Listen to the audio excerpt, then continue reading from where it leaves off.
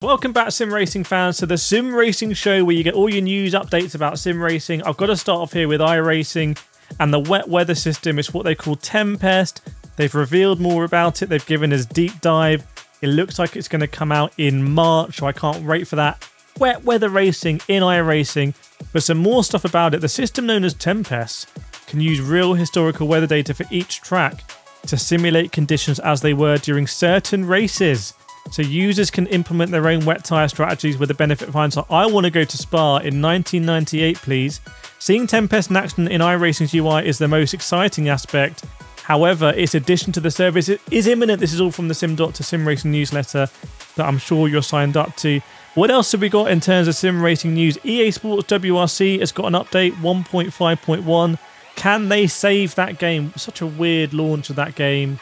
A lot of hype about it. A lot of sort of YouTube hype about it, and then it turns out there were the stutters and all sorts of whatnot. But Rally Pass DLC is going to drop on the 13th of February, and that's going to add some livery stuff and new moments. Very nice. And there's going to be Andreas Mikkelsen 2023 Skoda Fabia Rally 2 livery, and they're also, here we go, they are also going to try and tidy up the game's shader compilation processes, which should prevent the notorious Conor McGregor graphical stuttering encountered by a large number of players. So EA Sports WRC also coming in with an update. What else have we got? Automobilista 2, a game that I own but I don't really play. I want to play it more in VR. Their latest 1.5.5.5 update, lads, you've gone too much on the fives there, is set to be the final one for a while, according to developer Rise Studios. So they've added the 24-hour Le Mans and the Le Mans hypercars and GT3 cars. So, sorry, finessing them is their priority in this hotfix, with better tyre tread data and visual and handling experience. The Brazilian team is now moving on to longer-term development with Automobilista 2, which might include IndyCar and more hypercar content, our editor thinks. So Automobilista 2 with some more stuff. Now, speaking of hypercars, let's stay there. Le Mans Ultimate car and track list unveiled. This is very close to coming out. Now in early access. So the full car and track list is available, and we are getting, I think, the full lineup of the 2023 WEC Championship. So that's, I was at there last year and I saw all of those cars. Ferrari 499P, their Porsche, their Glickenhaus, so good. Are we going to see the Floyd Van Wall? I'm not sure. And also the Corvette CAR and the Cadillac V-Series R. Oh my goodness, can't wait to drive that. So we've got a lot of GTE. So last year was the last year of GTEs. So as a big GTE fan, I but I did a lot of sim racing on iRacing in GTEs and really enjoyed it. I'm excited to do that in Le Mans Ultimate.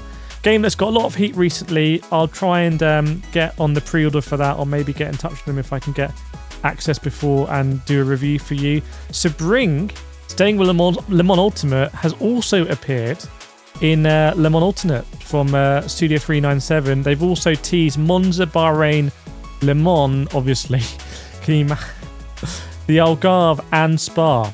Fuji Speedway might also be coming.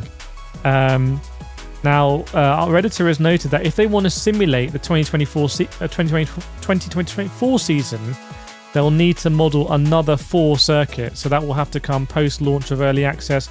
Why is it coming in early access? Let's go to our next news article. And by the way, if you're not getting my SimDoctor newsletter, hit the link in the description. Go to www.sim.doctor. Get the free newsletter. I do this for you, basically, to kind of bring this to sim racing world. So Motorsport Games given Nasdaq Reprieve. Motorsport Games was given extra time. So this is the parent company of the studio that makes Le Mans Ultimate and R-Factor 2, actually. Was given extra time by the Nasdaq stock market to comply with rules and regulations until the 15th of May.